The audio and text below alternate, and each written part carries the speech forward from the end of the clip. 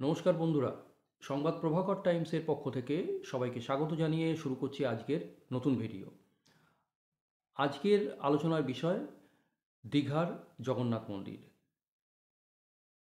গত কয়েকদিন ধরে দীঘার জগন্নাথ মন্দির উদ্বোধনের পর থেকে যে নতুন বিষয়টি উঠে আসছে সেটা হচ্ছে দীঘার জগন্নাথ মন্দিরকে ঘিরে এক নয়া বিতর্ক। এখন প্রশ্ন হচ্ছে, কেন এত বিতর্ক? জগন্নাথ মন্দিরকে ঘিরে কেন এত বিতর্ক? আহ, এই বিতর্ক তো হওয়ার কথা ছিল না। হতেই পারে, বিভিন্ন জায়গায় তো জগন্নাথ মন্দির আছে। শুধু কি দীঘায় জগন্নাথ মন্দির রয়েছে? অনেক জায়গায় জগন্নাথ মন্দির রয়েছে। সেইখানে সেই সব জগন্নাথ মন্দিরকে ঘিরে তো এত বিতর্ক হচ্ছে না, বা এখনো পর্যন্ত হয়নি। তাহলে এই জগন্নাথ মন্দিরকে ঘিরে কেন এত বিতর্ক হচ্ছে? তার আগে বলে রাখি, যারা আমাদের এই ভিডিও দেখছেন তাদেরকে আবারও অনুরোধ করব, আমাদের এই ভিডিও যারা দেখছেন ভালো লাগলে কমেন্ট করবেন এবং অবশ্যই সাবস্ক্রাইব করে রাখবেন। কারণ আপনাদের একটা সাবস্ক্রাইব আমাদের আগামী দিনের ভিডিও তৈরিতে উৎসাহ দেবে। সেই জন্য বারবার করে একটা অনুরোধ আপনাদের কাছে, হাত জোর করে সবার কাছে বিনীত অনুরোধ, আপনারা সবাই অন্তত আমাদের সংবাদ প্রভাকর টাইমসের পরিবারের সদস্য হন। সংবাদ প্রভাকর টাইমসের ইউটিউব চ্যানেলের সদস্য হন, সাবস্ক্রাইব করুন এবং আমাদের যত ভিডিও আছে সমস্ত ভিডিও আপনারা পান এবং দেখতে থাকুন। যে বিষয়টি নিয়ে আলোচনা শুরু করেছিলাম, যে দীঘার জগন্নাথ মন্দির। পূর্ব মেদিনীপুরে দীঘা স্টেশনের কাছে সমুদ্রের ধারে, সমুদ্র সৈকতে এই মন্দির গড়ে উঠেছে। 20 একর জায়গায় এই জমি দান করেছে দীঘা শঙ্করপুর উন্নয়ন পর্ষদ। তারা এই জমিটা দান করেছে এবং এই মন্দির নির্মাণের দায়িত্বে ছিল হিডকো। হিডকো housing infrastructure development corporation, West বেঙ্গলের, তারাই এই মন্দিরটা নির্মাণ করেছে। মন্দিরটা নির্মাণ করতে খরচ হয়েছে আনুমানিক 250 কোটি টাকা এবং মন্দিরটি পুরোটাই পুরীর মন্দিরের, জগন্নাথ মন্দিরের, জগন্নাথ ধামে, পুরীর জগন্নাথ ধাম যেটা আমরা বলি, শ্রীক্ষেত্র পুরী যাকে বলা হয়, সেই পুরীর জগন্নাথ মন্দিরের অবিকল পুরীর জগন্নাথ মন্দিরকে ঘিরেই ওই একদম ওই রকমই মন্দিরটা তৈরি করা হয়েছে। এবং এখানে কলিঙ্গ স্থাপত্যের তুলে ধরা হয়েছে। এই মন্দির নির্মাণ করা হয়েছে ভিয়েতনাম থেকে আনা কিছু স্টোন এবং রাজস্থানের বংশী পাহাড়ের বিখ্যাত যে বেলেপাহা পাথর রয়েছে, সেই পাথর দিয়েও এই মন্দির নির্মাণ করা হয়েছে। অসাধারণ হয়েছে মন্দির, এ বিষয়ে কোনো সন্দেহই নেই। এবং মন্দির উদ্বোধনও হয়ে গিয়েছে গত অক্ষয় তৃতীয়ার দিন, 30শে এপ্রিল 2025। এবং এই মন্দিরের উচ্চতা একেবারে পুরীর মন্দিরের মতন। পুরীর মন্দিরের উচ্চতা 65 মিটার, মানে 213 ফুট। ঠিক এইখানেও এই মন্দিরের উচ্চতাও সেই একই 65 মিটার, অর্থাৎ 213 ফুট।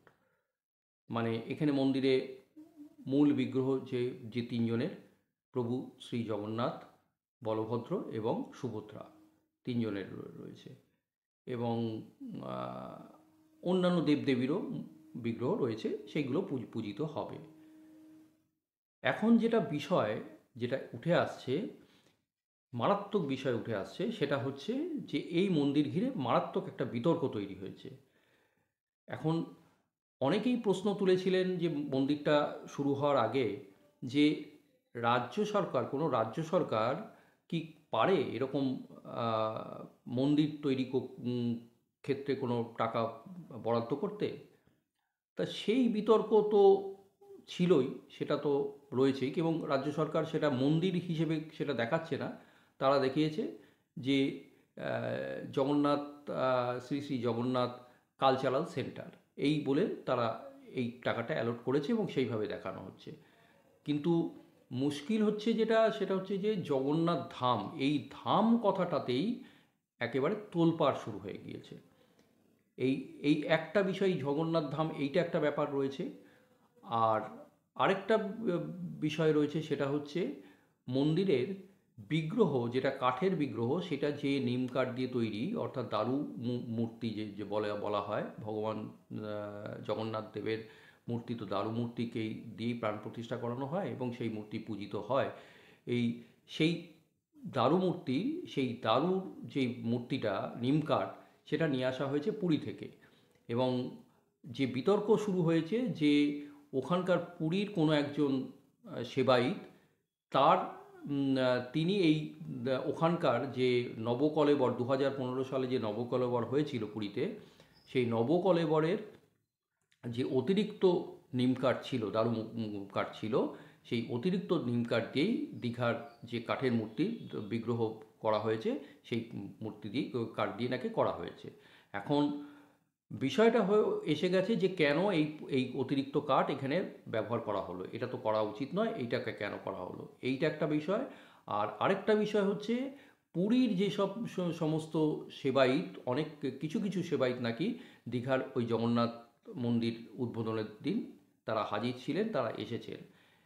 এবং এই সমস্ত বিষয়, জগন্নাথ ধাম, ওখানকার সেবায়িতদের এখানে অংশগ্রহণ, কিছু কিছু সেবায়িতদের এখানে অংশগ্রহণ, এবং ওই দারুকাঠ দিয়ে বিগ্রহ তৈরি, এই তিনটে বিষয় মানে বলা হচ্ছে যে পুরীর জগন্নাথ মন্দিরের দ্বাদশ শতাব্দীর যে তৈরি পুরীর জগন্নাথ মন্দির, যে মন্দিরে একটা ইতিহাস রয়েছে, ঐতিহ্য রয়েছে, সেই ঐতিহ্যের আধ্যাত্মিক এবং সাংস্কৃতিকের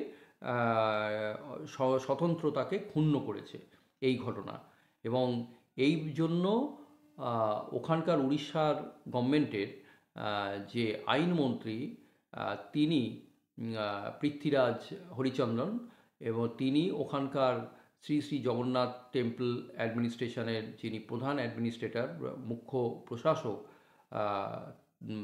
তাকে নির্দেশ দিয়েছেন যে এই তিনটে বিষয় আপনারা আহ্বান করেছেন, নির্দেশ নয়, উনি আহ্বান করেছেন, এবং আবেদন বলা যেতে পারে, আবেদন করেছেন ওনার কাছে যে আপনারা এটা অন্তর্তদন্ত করুন এই বিষয়টাকে।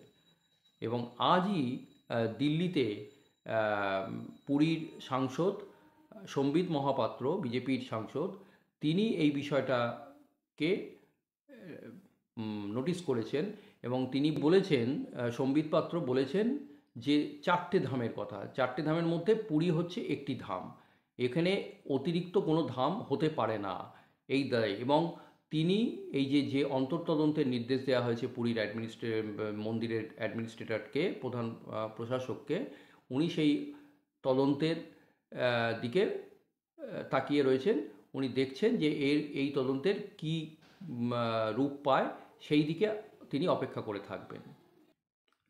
এখন এই বিষয়টাকে নিয়ে একটা জলঘোলা হতে শুরু করেছে, আমাদের রাজ্যেও হচ্ছে, উড়িষ্যাতেও হচ্ছে।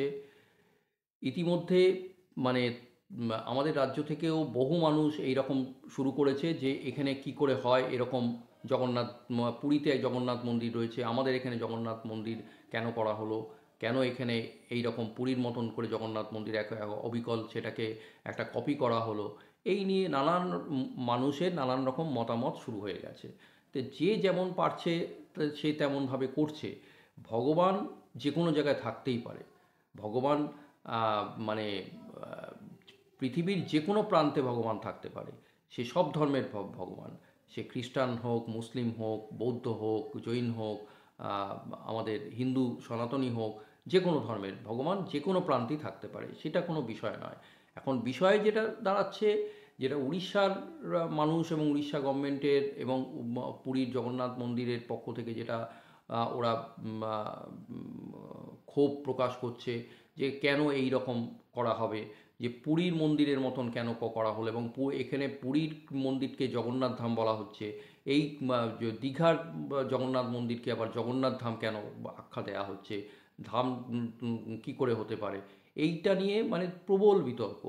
আর যে সেবায়িতকে নিয়ে বিতর্কে দানা বেঁধেছে, যে সেবায়িতকে দিকে অভিযোগের আঙুল উঠছে, সেই সেবায়িত আলাদা করে সাংবাদিক সম্মেলন করে সম্প্রতি পুরীতেই তিনি বলেছেন না তিনি এই রকম পশ্চিমবঙ্গ সরকারের মুখ্যমন্ত্রীর কাছে কোনো রকম পরামর্শ তাকে দেননি, এবং এবং এখান থেকে পুরীতে যে নবকলেবরের সময় যে অতিরিক্ত দারুকাঠ ছিল, নিম কাঠ ছিল, সেই নিম কাঠ দিয়ে ওখানকার বিগ্রহ তৈরি করা হয়নি উনি বলছেন।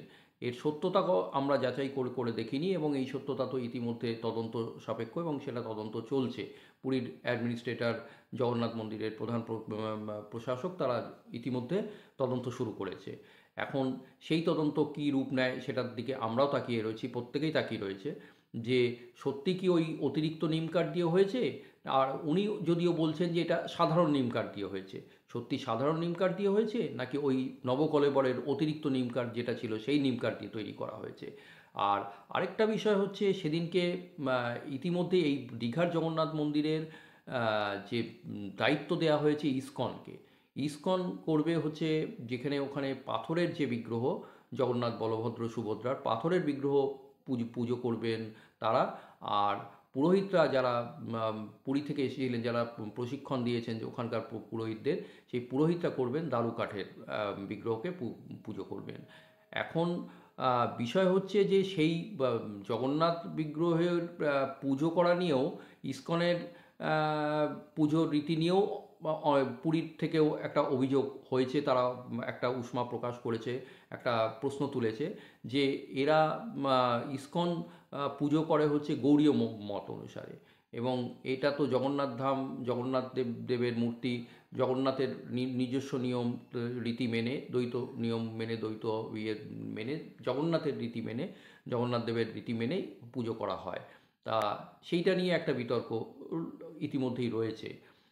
আর যেটা রয়েছে সেটা হচ্ছে যে যারা এসছে তাদের নিয়েও অনেক মানে উষ্মা প্রকাশ করেছে ওখানকার প্রশাসন এবং ওখানকার সরকার, এবং তাদের কারা কারা এসছে তাদের চিহ্নিত করতে বলা হয়েছে, এবং এমন বলা হয়েছে যে এর পরে কখনোই দীঘার জগন্নাথ মন্দিরে পুরীর জগন্নাথ মন্দির থেকে কোনো সেবায়িত যেন না আসে। যদি তারা আসে তাদেরকে সামাজিকভাবে বয়কট করা হবে, এবং তাদের নিজস্ব সংগঠন থেকে তাদেরকে কিন্তু পরিত্যাগ করা হবে, এমনও হুমকি দেওয়া হয়েছে। মানে মারাত্মক অবস্থা আর কি, যা হয় আর কি। মানে ঈশ্বরের আরাধনা করতে গেলেও সেখানেও কত রকমের রাজনীতি শুরু হয়ে যাচ্ছে, কত রকম নিয়মকানুন হয়ে যাচ্ছে। সত্যি কি এই নিয়ম, আপনারা বলুন তো, যে যখন এই জগন্নাথ ধাম, যেটা পুরীর জগন্নাথ ধাম, আমরা সবাই বিশ্বাস করি, এবং পুরীর জগন্নাথ ধাম আমাদের কাছে সবার কাছে নমস্য একদম। এটা অবিসংবাদিত আমাদের কাছে একটা সুন্দর, আমাদের কাছে মন্দির। এই মন্দির দর্শন আমাদের প্রত্যেকের কাছে একটা দারুণ বিষয়, সনাতনীদের কাছে এই বিষয়ে কোনো সন্দেহই থাকতে পারে না। এবং যুগ যুগ ধরে মানুষ এইখানে যাচ্ছে এবং আগামী দিনেও যাবে। সেখানে দীঘায় জগন্নাথ মন্দির হোক বা অন্য জায়গায় জগন্নাথ মন্দির হোক, যেখানেই জগন্নাথ মন্দির হোক, জগন্নাথ মন্দির হবে, জগন্নাথ দর্শন যে দীঘাতে যাবে পুরীতেও যাবে। পুরীতে তো যাবেই মানুষ একেবারে। ওরা উড়িষ্যা মানুষ, উড়িষ্যা সরকার, উড়িষ্যার জগন্নাথ মন্দিরের ওরা কিছুটা মানে চিন্তিত হয়ে পড়ছে, কিন্তু আমি বলবো চিন্তার কোনো কারণ নেই। প্রভু জগন্নাথ তিনি সর্বত্র বিরাজমান। মানে শ্রীকৃষ্ণ স্বয়ং বলেছেন ঈশ্বর সর্বত্র বিরাজমান।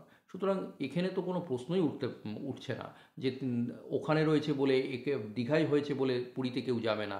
যে বলেছে বলুক না, তাতে কী যায় আসে? এইসব নিয়ে কান দিলে হয় নাকি? একেবারে এগুলো কান দিয়ে কোনো লাভ নেই। মূল বিষয় যেটা, সেটা হচ্ছে যে আপনার জগন্নাথ দর্শন। আমি জগন্নাথ দর্শন দীঘাতেও করব, আমি জগন্নাথ দর্শন পুরীতেও করব। আবার আরেকটা বিষয় বলে রাখি, যে উড়িষ্যার কোরাপুটে কিন্তু শবর শ্রীকে, যাকে বলা হয় শবর শ্রীক্ষেত্র, সেখানেও কিন্তু জগন্নাথ মন্দির আছে। এবং এইটা বলছে পুরীর জগন্নাথ মন্দিরের পর দ্বিতীয় গুরুত্বপূর্ণ জগন্নাথ মন্দির, বিরাট মন্দির পুরীর। যদি আমার এখন যাওয়ার সৌভাগ্য হয়নি, কোরাপুটে যাওয়ার ইচ্ছা আছে। কোরাপুট, উড়িষ্যার কোরাপুটে পুরীর মানে জগন্নাথ মন্দির, এটা বলছে শবর শ্রীক্ষেত্র নামে পরিচিত। আরেকটা রয়েছে ভারতবর্ষে আরেকটা বড় জায়গা, সেটা হচ্ছে আমেদাবাদে, গুজরাটের আমেদাবাদেও জগন্নাথ মন্দির আছে। সেখানেও বলছে পুরীর রথযাত্রার পরে, যেটা সব ভারতবর্ষের সবচেয়ে দ্বিতীয় বৃহত্তম রথযাত্রা, সবচেয়ে জাঁকজমক করে হয়, সেটা হচ্ছে গুজরাটের আমেদাবাদে, সেইটাও রয়েছে। সুতরাং প্রভু জগন্নাথ সর্বত্র বিরাজমান। জগতের নাথ তো উনি, জগতের নাথ যিনি, তিনি তো জগন্নাথ। তা তা জগন্নাথ দেব তিনি সর্বত্র বিরাজ করছেন। আর আপনারা নিশ্চয়ই জানেন এরকম অনেক গল্প আছে, অনেক কথিত প্রাচীন গ্রন্থে অনেক গল্প শোনা যায়, আমিও শুনেছি। আহ, এমন শুনেছি যে পুরীতে এক বিধবা মহিলা থাকতেন জগন্নাথ মন্দিরের কিছুটা দূরে। এক সময় সেই মন্দিরে তিনি যেতে পারতেন না, জগন্নাথ মন্দিরে তিনি যেতে পারতেন না। তা তিনি কি করবেন, তিনি ভগবান শ্রীকৃষ্ণের খুব ভক্ত ছিলেন, ইয়েতে কৃষ্ণকে খুব ভালোবাসতেন, প্রভু জগন্নাথকেও ভালোবাসতেন। তা জগন্নাথের কে কী করবে, তিনি খিচুড়ি ভোগ দিতেন। তিনি খিচুড়ি রান্না করতেন মাটির হাঁড়িতে। সেই খিচুড়ি রান্না করে উনি তার নিজের কুটিরে তিনি রেখে দিতেন এবং কাঁদতেন যে কবে তিনি প্রভু জগন্নাথকে একটু ভোগ দেবেন, একটু নিজে খাওয়াবেন। তা সেই সৌভাগ্য আসছিল না। উনি ক্রমশ না, ওনার শরীর ভেঙে পড়ছিল এবং এত কষ্ট পাচ্ছিলেন, এত কষ্ট পাচ্ছিলেন, কিছুতেই তিনি মানে নিজেকে ধরে রাখতে পারছিলেন না। তা ওই যে বলে না, ভক্তের টান, ভক্তের টানে প্রভু নিজেই চলে আসে। তা এই বৃদ্ধর ভক্তি এত প্রগাঢ় ছিল না, সেই ভক্তির টানে সেই ভগবান শ্রীক্ষেত্র থেকে, মানে পুরীর জগন্নাথ মন্দিরের ওখান থেকে উনি বেরিয়ে চলে আসেন। তা উনি বেরিয়ে চলে এসে ওই বৃদ্ধার হাতে উনি এক বালকের বেশে এসে উনি বলতেন, আমাকে দাও, আমি খাবো। তা সেই খেতে দিত এবং উনি খেয়ে নিতেন এবং তারপরে খেয়ে আবার উনি চলে যেতেন। এইভাবে বেশ কিছুদিন হয়েছে এই রকমভাবে।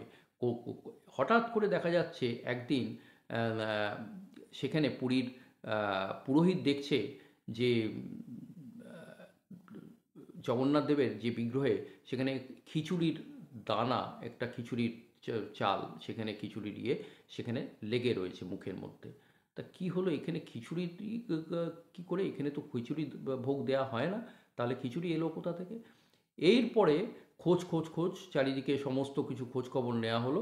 তখন খোঁজ নিয়ে জানা গেল যে এইখানে ওই যে বৃদ্ধা থাকতেন সেই বৃদ্ধার কুটিরে খিচুড়ি রান্না হয়েছে এবং সেইখানে বৃদ্ধার কুটিরে খিচুড়ি রান্না হয়েছে এবং সেখানে ওখান থেকেই কোনোভাবে খিচুড়ি সেই জগন্নাথ দেবের মুখে এসছে। তাহলে বৃদ্ধাই রান্না করে খাইয়েছে, এই রকম একটা বিষয় হয়েছিল।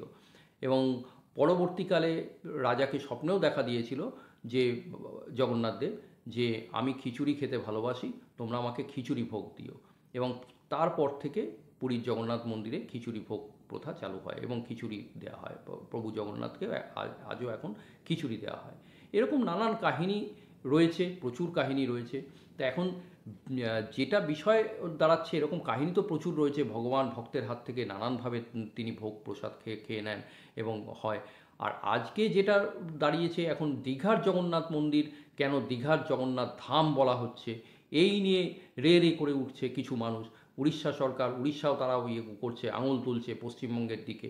আরে বাবা, তোমরা, তোমাদের ধাম তোমাদেরই রয়েছে, জগন্নাথ ধাম সবার ধাম, আমাদেরও ধাম, প্রত্যেকের সনাতনীদের ধাম, সেখানে সবাই যাবে, আগামী দিনেও যাবে। এখানে কোনো আলাদা করে কোনো রকম চিন্তার কোনো কারণ নেই, এখানে এটা নিয়ে চিন্তা করার কোনো বিষয় নেই।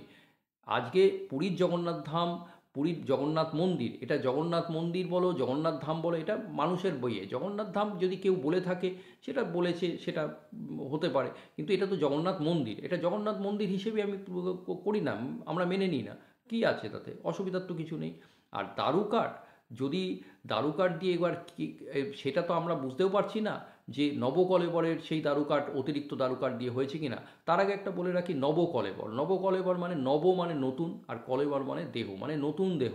ভগবানের নতুন দেহ, পুরনো দেহ কে রেখে নতুন দেহ ধারণ করা হয়। এটা 12 কিংবা 19 বছর অন্তর অন্তর হয়। মানে যে বছরে বাংলা মাসে যে বছরে দুটো আষাঢ় মাস থাকে, সেই বছরে এই নবকলেবর হয়।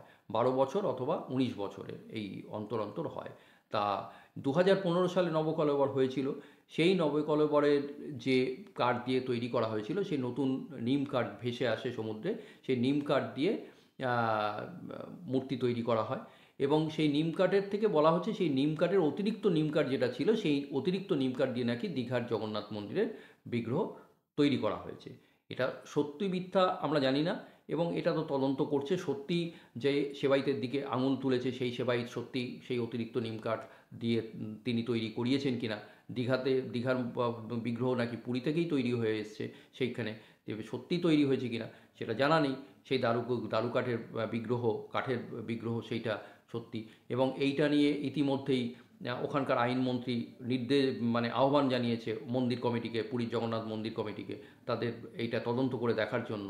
এখানে বলেছে যে যারা দোষী, এর মধ্যে যারা দায়ী, এই ঘটনায় যারা দায়ী তাদের প্রত্যেকের বিরুদ্ধে আইনানুগ ব্যবস্থা নেওয়া হবে।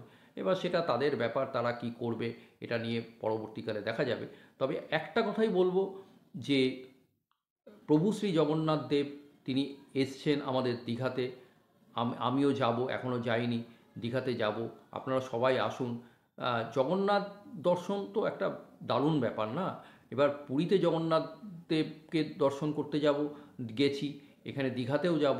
দীঘাতে অনেকে ঘুরতে যেত, সমুদ্র দেখতে যেত, খেতে যেত, আনন্দ করতে যেত, নানান রকমভাবে যেত। এখন এখানে একটা নতুন সংযোজন হয়েছে, একটা জগন্নাথ দেবের মন্দির তৈরি হয়েছে। এটা তো আমাদের সনাতনীদের কাছে একটা আনন্দের বিষয়। এটা নিয়ে নাই বা কাটাছেঁড়া করলাম, নাই বা করলাম। একজন মুখ্যমন্ত্রী, বাংলার মুখ্যমন্ত্রী, তিনি যদি এই কাজটা করে থাকেন, একটা মন্দির তৈরি করে থাকেন, তা এটা তো আমাদের কাছে সবাইকে গ্রহণ করা উচিত এবং এটাকে উৎসাহিত করা উচিত। এ তো নতুন কিছু নয় এখানে। এইটাকে নিয়ে খামোকা রাজনীতি করে লাভটা কী হবে? রাজনীতি করে যত রাজনীতি করবেন তত বিষয়টার তিক্ততা বাড়বে। এ খামোকা তিক্ততা বাড়িয়ে তো কোনো লাভ নেই। আমার রাজ্যে একটা নতুন জগন্নাথ মন্দির হয়েছে, আমি গ্রহণ করি না? এটা এটা তো পরম সৌভাগ্য আমাদের কাছে। হতে পারে। এবার দেখুন, যেটা পুরীর জগন্নাথ মন্দিরের আদলে তৈরি হয়েছে, সেই রকম অবিকল তৈরি করা হয়েছে, সেটা আমাদের মুখ্যমন্ত্রীর ভালো লেগেছে। তিনি ভেবেছেন এইটাকে ওই রকম করলে এটাও একটা সুন্দর ব্যাপার। তিনি খুব ভেবেছেন, সেটা করেছেন। এটাকে নিয়ে কাটাছেঁড়া করার আপনার তো দরকার নেই। আপনি বলুন না, আপনারা বলুন যে যদি আপনাদের যদি সত্যি আমার সঙ্গে আপনারা একমত নাও হতে পারেন, আপনারা বলুন না, আপনারা কমেন্ট বক্সে আসুন, আপনারা কমেন্ট বক্সে এসে কমেন্ট করুন না। আমি হাত জোর করে প্রত্যেককে বলবো, দেখুন, প্রভু শ্রী জগন্নাথ দেব সবার কাছে যেতে চান, সবার ভালোবাসা পেতে চান। আপনারা যা করেন না, রথযাত্রার সময় করেন না প্রভুকে গিয়ে করার, কত ভালো জানেন প্রভু জগন্নাথ দেব, তিনি এত মানে কি বলবো, এত মানে ভক্তবৎসল, ভাবা যায় না। প্রভু শ্রী চৈতন্য মহাপ্রভু যখন পুরীতে ছিলেন তখন প্রতিদিন জগন্নাথ দর্শনে যেতেন, প্রতিদিন জগন্নাথ দর্শনে যেতেন। সেই সময়ও তো এখানে পুরীর মন্দিরের ঘটনা জানেন না আপনারা? সেই সময় পুরীর মন্দিরে কি হয়েছিল? উঁচু নিচু জাত ভেদাভেদ ছিল, নিচু জাতকে ঢুকতে দিত না। সব মানে অত্যন্ত নিচু জাতদের তার ব্রাহ্মণরা ঢুকতে দিত না। সেখানে মহাপ্রভু তিনি কি করেছিলেন? তিনি কিন্তু ঢুকিয়ে ঢুকিয়ে ছেড়েছিলেন হরিনাম সংকীর্তন করতে করতে। হরে কৃষ্ণ কৃষ্ণ কৃষ্ণ হরে হরে, হরে রাম রাম রাম হরে হরে। ভাবতে পারেন আটকাতে পেরেছিল? আজকে এত কথা বলছে, আজকে পুরীর জগন্নাথ মন্দিরে রে রে করে উঠছে, কেন দীঘায় জগন্নাথ মন্দির হবে? সত্যি জগন্নাথ দেব যদি ধরাধামে থাকেন, জগন্নাথ দেব থাকেন, উনি কি এইটা চাইছেন এই বিভেদ তৈরি করতে? হতে পারে ওনার একরকম জগন্নাথ দেবের মন্দির একটা ছিল, আজকে জগন্নাথ দেবের সেম টাইপের ডিজাইনের একটা মূর্তি দীঘাতে হয়েছে, তাতে কি এলো গেল? ওখানেও আমি জয় জগন্নাথ বলবো, এখানেও আমি জয় জগন্নাথ বলবো। ওখানেও গিয়ে নতজানু হয়ে প্রণাম করব, এখানেও আমি নতজানু হয়ে প্রণাম করব। ওখানেও ভোগ রান্না হবে, এখানেও ভোগ রান্না হবে। হ্যাঁ, ওখানে দ্বাদশ শতাব্দীর মন্দির, এখানে সত্যিকারের। এটা 2018 সালে আমাদের মুখ্যমন্ত্রী ঘোষণা করেছিল, 2022 সালে এটা তৈরি হয়েছে, শুরু হয়, নির্মাণ কাজ শুরু হয়। আর এই বছরে 2025 সালের 30 তারিখে অক্ষয় তৃতীয়ার দিন এর উদ্বোধনও হয়েছে। তাহলে তাহলে ক্ষতিটা কি, কোন জায়গায় হয়েছে এখানে? প্রভু জগন্নাথ সবার মধ্যে বিরাজমান, সব জায়গায় বিরাজমান। আমি যদি প্রভু জগন্নাথ দেবকে পাই, আমার ঘরে রয়েছে, আমার ঘরের বাইরে রয়েছে, আজকে পশ্চিমবঙ্গের বিভিন্ন প্রান্তে রয়েছে, এই আমাদের চাকদাতে রয়েছে, নবদ্বীপের ইয়েতে মায়াপুরের রয়েছে, আমাদের নিউ টাউনে রয়েছে, আমাদের খিদিরপুর ডকের ওখানে একটা মন্দির রয়েছে। এরকম কত মন্দির, এরকম কত জায়গায় রয়েছে, শ্রীরামপুরে রয়েছে, মাহেশে রয়েছে, মহিষাদলে রয়েছে। এছাড়া আর কত বলবো, আমার তো আরও আর জানা নেই। এরকম পশ্চিমবঙ্গের বহু জায়গায় রয়েছে জগন্নাথ দেবের মন্দির। আরে চারিদিকে জয় জগন্নাথ বলে ইয়ে করুন, আনন্দে নৃত্য করুন, জগন্নাথ দেবের মন্দির হয়েছে। এটা নিয়ে রাজনীতি করা শোভা পায়? এখানে এ করেছে, ওই করেছে, ইগো, এখানে ধাম বলেছে, কেন ধাম বলা হলো, কেন ধাম বলা হলো না? ধাম আমি বললাম না, ঠিক আছে, জগন্নাথ ধাম। এখানে এখানে পুরীর জগন্নাথ ধাম বলা হয়, এখানে আমি দীঘার জগন্নাথ মন্দির বললাম। একবার বলে ফেলেছি, সেটা নিয়ে তো ইয়ে নয়। এখানে তো খাতায় কলমে এখানে লেখা হচ্ছে কি, হিটকো যে মন্দিরটা ইয়ে করেছে, যে জায়গাটা করেছে, সেখানে লেখা হচ্ছে কালচারাল সেন্টার, তাই না? শ্রী শ্রী জগন্নাথ কালচারাল সেন্টার, এই বলা হয়েছে। জগন্নাথ মন্দির তৈরি করা হয়েছে। সেই দিনের কথা ভাবুন তো, যখন উঁচু নিচু জাত ভেদাভেদ ছিল, জগন্নাথ মন্দিরে ঢুকতে দেওয়া হচ্ছিল না। প্রভু শ্রী চৈতন্য তাদের সবাইকে নিয়ে হরিনাম সংকীর্তন করতে করতে ঢুকতে গেল, তাদের বাধা দিল, পারল না বাধা দিতে, বাধা দিয়েও তাদের আটকে রাখতে পারল না। তারপর থেকে এখন পুরীর মন্দিরে সমস্ত জাতি, তারা উঁচু নিচু সমস্ত সম্প্রদায়ের মানুষ আজকে ঢুকতে পারে একেবারে পুরীর জগন্নাথ মন্দিরে। নিচু জাত উঁচু জাত বলে ভেদাভেদ নেই। আর প্রভুর কাছে কোনো ভেদাভেদ থাকে? আজকে দীঘাতে যে মন্দির হয়েছে, আমাদের এই প্রভু জগন্নাথকে অভিবাদন করা উচিত, প্রণাম করা উচিত। তার নামে আমাদের সরব হওয়া উচিত, জগন্নাথ জয় জগন্নাথ বলে।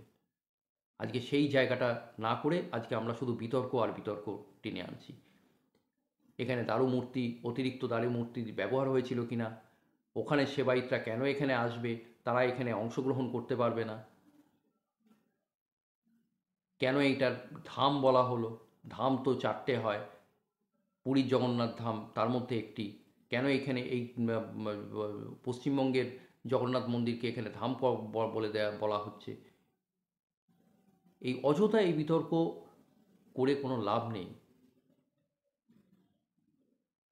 মহাপ্রভু শ্রী চৈতন্য তিনি জগন্নাথ দেবকে এবং প্রভু শ্রীকৃষ্ণকে একইভাবে দেখতেন, এক এবং অভিন্ন রূপে দেখতেন। তার কাছে দুজনেই সমান। যিনি জগন্নাথ তিনি শ্রীকৃষ্ণ, যিনি শ্রীকৃষ্ণ তিনি জগন্নাথ, প্রভু জগন্নাথ। সেইভাবেই তিনি করেছেন। প্রতিদিন তিনি জগন্নাথ দেবকে দর্শন করতেন, না দর্শন করতে পারলে ছটফট করতেন প্রভু, মহাপ্রভু সেই রকম। আজকে দীঘার সমুদ্র সৈকতের ধারে কত সুন্দর একটা মন্দির তৈরি হয়েছে জগন্নাথ দেবের। এই মন্দিরকে নিয়ে অযথা বিতর্ক না বাড়িয়ে আমাদের উচিত সবার জগন্নাথের শরণে যাওয়া, সকলের জগন্নাথের শরণে যাওয়া, প্রভু জগন্নাথ দেবের কাছে নতজানু হয়ে প্রার্থনা করা, সবার তিনি মঙ্গল করুন, সবার ভালো করুন। জয় জগন্নাথ। ভালো থাকবেন।